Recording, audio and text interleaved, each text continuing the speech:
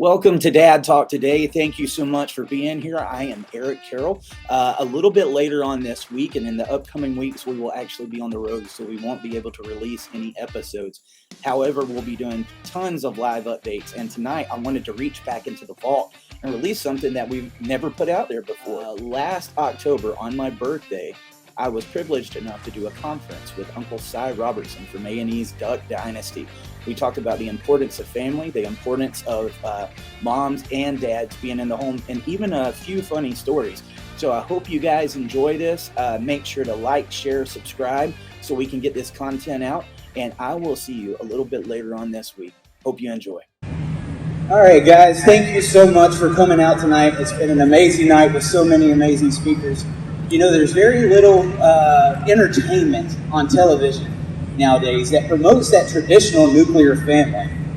And one of those shows that really put a spotlight on that was Duck Dynasty. Do we have any Duck Dynasty fans in the house? It was an honor to bring our next guest on the stage all the way from Louisiana. Let's give a warm welcome to Uncle Si Robertson.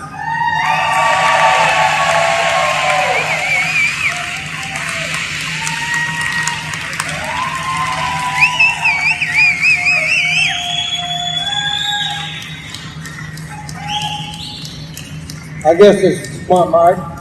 Yeah, what you got in that cup right there, Uncle Si? Well, a lot of people think it's shine.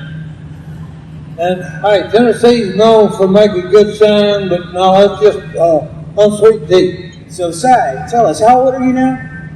I turned 73 April 27th of this year. Awesome. Thank you. And I know you served in our military as well. I want to say a big thank you to that. Appreciate that. Tell us what the veterans mean to you, Si.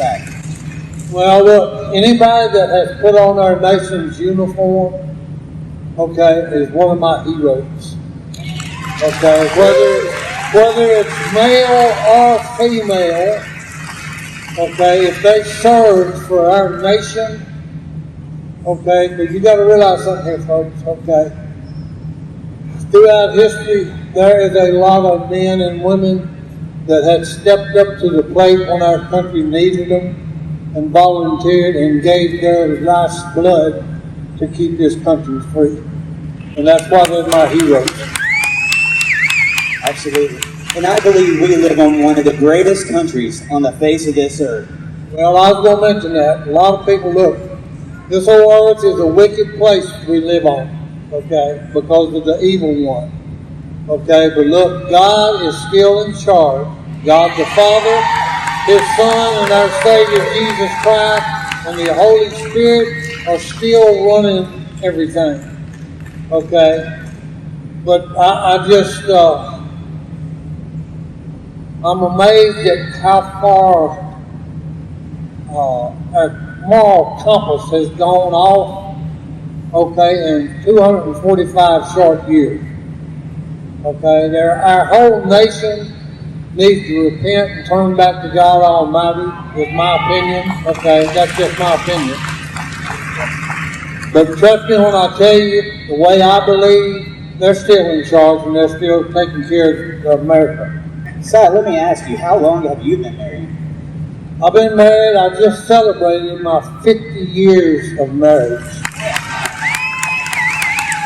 You know, and one thing, we'll never have a strong country unless we have strong families. I feel like we need to get that traditional nuclear family and those family values back to where they once was. Tell us about the importance of family, Si. Well, look, the evil one, okay, has attacked the family structure. Okay. Oh, I gotta say something right now. I think somebody has a birthday today. Woo! Okay, and this young man right here, I don't know how old he is. How old are you? 37. 37. Let's sing happy birthday to Eric.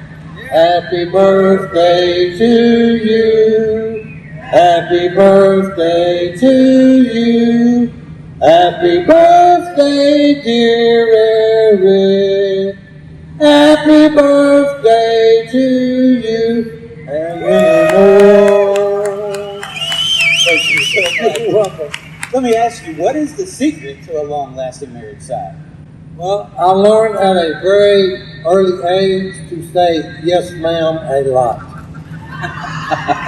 Okay? Because that will save you a lot of argument and a lot of trouble.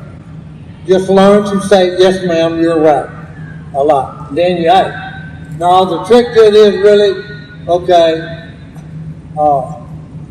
never let the sun go down on you if you argue. Always just say, hey, well, we may have to just agree to disagree on this subject. You know, and the main thing is, okay, hey, Jesus said it this way. You will know my disciples by the love they have for one another. You know, the human race needs to learn to love each other, for crying out loud. You know, that was, God only gave man really 2 commandments. Love him with everything you've got, and then turn around and love your neighbor as yourself. Now you just got to think about this. If I love you like I love myself, I only want the best for you. Okay, so if we would just do that, good grief, this world would be such a wonderful place to live.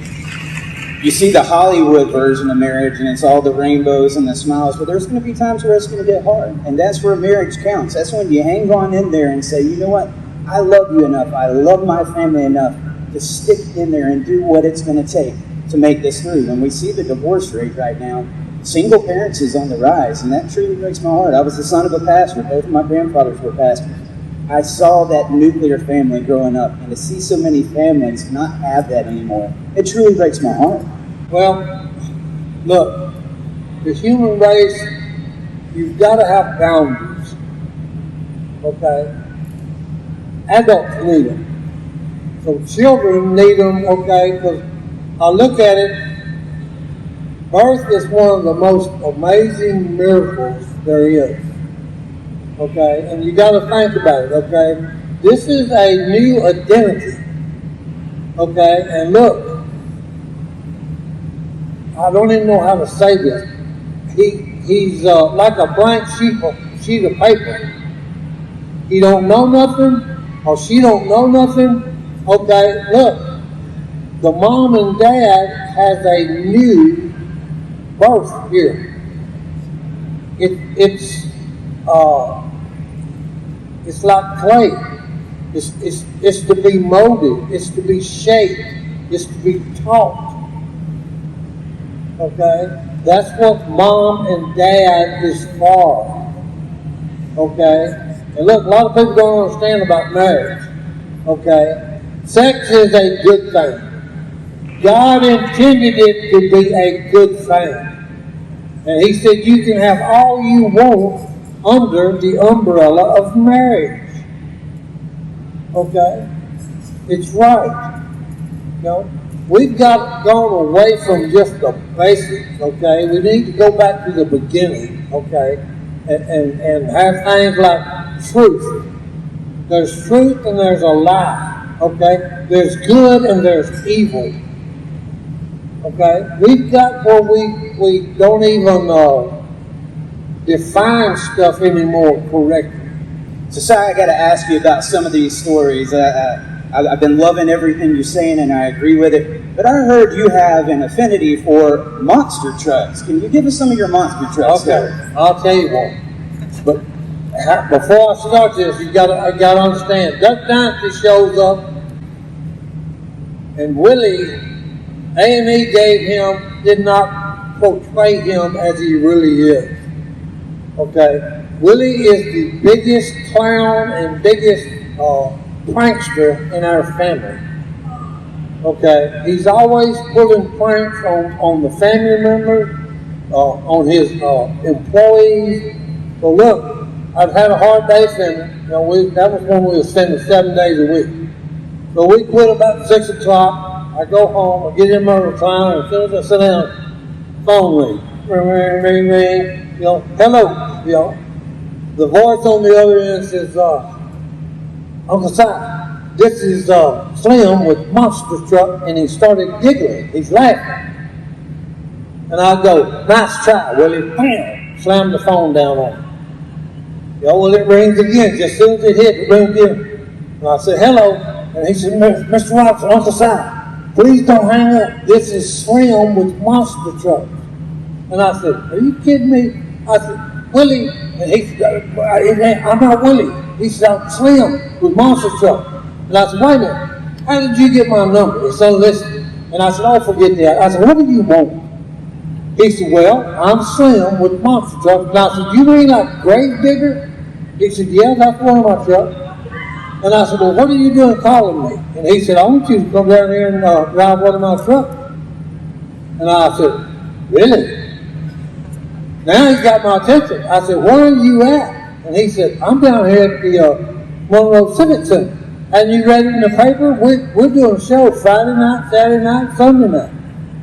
And I said, this is legit. Are you really in town and you actually want me to come down and drive one of your monster trucks?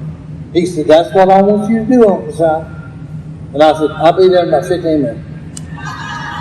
So I get on the phone and I call my handler. When Duck Dynasty happened, okay, my family said, we can't let that idiot out by himself. Okay, because it ain't no telling what he'll get into. So look, I called Philip and I said, hey, get over here and pick me up. You know, he started asking a bunch of questions. I said, hey, look, quit the questions. Okay, get in your truck, crank it, and get over here. We're going somewhere. We got things to do. And I hung up. So he comes in, you know, they've got him on the phone, and he picked me up, and they said, okay, yeah, hey, look, come on to the Civic Center, come on under the stadium. You know, we'll meet you in the back, you know, and then we'll take you to Slim, the owner, and we'll discuss what we're going to be doing. So Philip and John Gimmer, my nephew, is with us. So we come on to the Civic Center, and we get up there, and we meet Slim, and Slim's got his right-hand man, Joe, with him. So Philip says, Mr. Slim, what is Uncle Si going to do tonight? Yeah. And he said, well, we're going to have all 8 trucks come out. We'll kill the light. We'll have a spotlight, you know, on Uncle Si. He'll be in the 3rd truck, you know. And they'll go around the arena about twice. And then Uncle Si will pull up on that dirt berm there where them 10 crushed cars are and get out, take his helmet off, and try to go wild. Philip and John Gimber leave. That's all the story they get. So Slim talks to me a minute. I'm like, okay, you got everything worked out? And I said, yeah. So he turns to Joe, his right-hand man, and he said, okay, Joe, put him in the golf cart, take him down to the pit, and show him how to crank it, how to be safe, and put him in a fire retardant suit and all this stuff. And then we'll go on with the show. So look, I get in the truck with the golf cart with Joe. We go down to the pit, you know, and they show me how to crank it and all this stuff, you know. And on the way down there, Joe says, Uncle Si, what did the boss tell you was going to do? And I said, well, he said, I'm going to be the 3rd truck, and we're going to go around the arena and pull up on the dirt berm, and then I'm going to fall out, take the helmet off, and everybody's going to go nuts. And he said, oh, man. He said, you Uncle Si, you need to jump something. And I said, really? He said, oh, yeah. I said, okay. So look, we was all headed for the trucks, and I said, hey, guys, hold it. Change the plan. You know, so they came by, I said, come back. And they said, well, what are you talking about, change the plan? And I said, well, change the plans. I said, you're not driving the lead truck, I'm going to be in there. And he said, really? I said, yeah. He said, well, what are you going to do? And I said, well, you see them 10 crushed cars out there on that first berm? I said, I'm going to jump them. He said, really? I said, yeah. You know, so John Gimmer and Philip were sitting in the stands, and here's what they see. You know, they killed the lights on it, okay? They showed 2 people bringing a 12-foot ladder out for this big monster truck, which the tires, by the way, are about 8 foot tall. Okay? So they bring out a 12-foot ladder, and they show me walking out, the spotlight's on me, you know, and I ain't got a helmet on, you know, and they see me climbing up this ladder. I put my helmet on, and I crawl in the window of the big monster truck. They take the ladder away, Then I asked the guy right before I did that, I said, hey, look, come here, man. I said, you perfected that 360 backward flip. He said, yes, I did.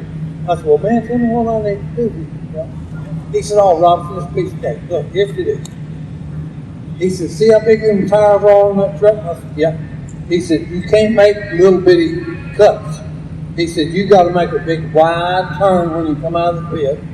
He said, make a wide turn when you're going to line up on them dirt berms. He said, you got one on this side of the crush car, and you got another one on the other side. He said, the trick to it is line up on it. And he said, then when you feel the tires go up the incline, he said, hey, just put it to the floor. I said, okay. So I said, oh, just out of curiosity for my personal knowledge, what's this thing got under the hood? He said, oh, it's got a 440 in it. I said, 440 in? I said, how many horses is that? He said, about 800. I said, okay. So look, they take me, I climb up the ladder, I know what I'm doing, so I get in the truck, and look, so I hit that key, and it's,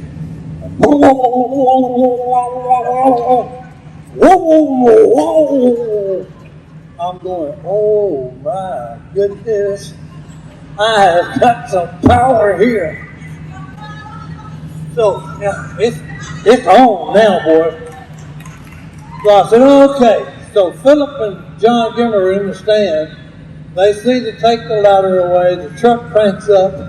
I make a wide turn coming out of the pit. Go down there and I make a wide turn to the left and line up straight on the berm. The tires do this, and I go, whoa. The next thing I know is I'm looking straight up. My heart is literally trying to come out of my chest. I said, you got to settle down, son. You think you have a heart attack. So settle down. The next thing I know is I'm coming down. And the guy had told me, Robertson, remember this when you start coming down. He said, take your foot off the gas pedal. Guess what? All my weight is on this foot. I can't take it off. Okay, so this thing is just screaming. It hits, bounces a couple times. I'd already made up my mind because they had told me, hey, that truck you're driving does great donuts. So I'm already spinning it, and I'm talking to myself saying, you're either going to turn it over, flip it, blow it up, do something, but hey, just keep going. So it hits, bounces about twice, and I'm fixing to really start doing some good here. My moment of glory is at hand. And then this stupid truck goes and dies. I go, you piece of garbage. I said, here's my moment of glory, and you die on me. It didn't die. Slim, I scared him so bad that he had one of them remote kill switches. He killed it. And when I learned that, I said, Slim, it's a good thing you're way over there, because if you was right here, I'd bust your nose. So look, the crowd, finally, it takes me 15 minutes to get unbuckled. I got more strap across me. I done woke up a sweat just getting unharnessed. I climb out the window and I take my helmet off, and there's just the only way I can describe it, it's like a bad storm coming and the thunder is rolling. Just whoa, and above the thunder I hear a piercing scream, and I look up.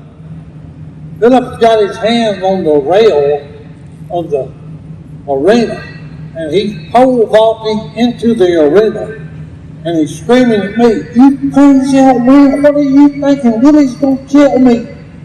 And I said, what is your problem? Well, he hit his phone, and my man knocks my teeth out, pushing it toward my face, and I said, whoa, dude, what is your problem? He said, look, he took a picture of me in the truck. So I'm looking at this picture. Now, I'm looking, I said, good grief. The stands, the concrete where the stands start is 7 foot above my head. And then 2 more feet, and then the seats start. And I start counting the seats. 1, 2, 3, 4, 5, 6, 7. And I'm looking at the field as I'm going up higher. 8, 9, 10, 11, 12, 13, 14, 15, 16, 17. I said, you talking about up there, baby. I said, hey, I had done hit the stratosphere. He said, Willie's gonna kill me. And I said, hey, look, what did you expect me to do? He said, I didn't expect you to do that. I love these stories.